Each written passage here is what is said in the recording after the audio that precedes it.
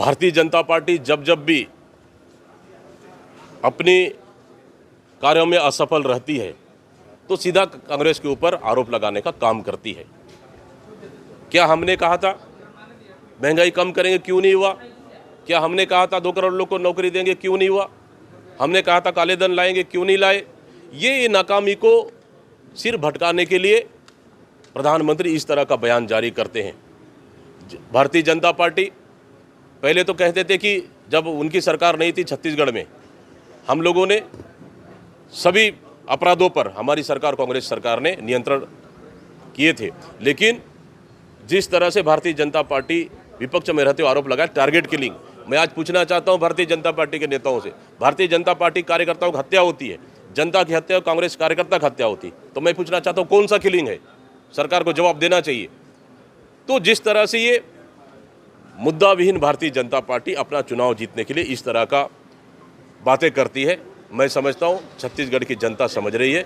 और इस समय लोकसभा चुनाव में भारतीय जनता पार्टी को जो 2 चरणों में जवाब मिला है वही तीसरे चरणों में मिलेगी और देश में इस समय नई सरकार बन रही है।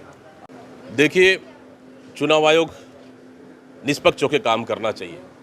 अगर कोई 86 बात करते हैं, चाहे हमारे प्रत्याशियों के ऊपर, हमारे लोगों के ऊपर FIR होती है, लेकिन भारतीय जनता पार्टी के ऊपर FIR नहीं होती है, तो कहीं ना कहीं मुझे लगता है भारतीय जनता पार्टी के दबाव में काम कर रहे हैं। तो सबको बराबर एक नज़रिया से देखना चाहिए। प्रधानमंत्री और भारतीय जनता पार्टी के नेता हेट स्पीच करने में माहिर हैं। वो तो कभी धर्म की बात, कभी भगवान की बात, मतलब उनसे ज़्यादा हेट स्पीच कोई हो ही नहीं सकता। लेकिन चुनाव आयोग को उनको भी संज्ञान में लेना चाहिए। बिल्कुल, अभी 29 तारीख को माननीय राहुल जी का प्रोग्राम है बिलासपुर में, फिर 30 तारीख को खड़गे जी का प्रोग्राम है जांजगीर चांपा में, फिर कोरबा, प्रियंका गांधी जी का कोरबा और सरगुजा में संभावित दौरे हो सकते हैं। इसके लिए जल्दी प्लान तैयार हो रही है और निश्चित रूप से हमारे स्टार कैंपेनर भी इस तीसरा फेज में प्रचार करने जरूर आएंगे।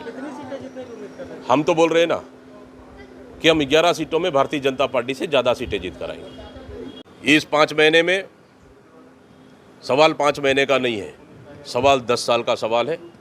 ये चुनाव देश का चुनाव है। प्रधानमंत्री 10 सालों में क्या किया, मैं पूछना चाह रहा हूँ।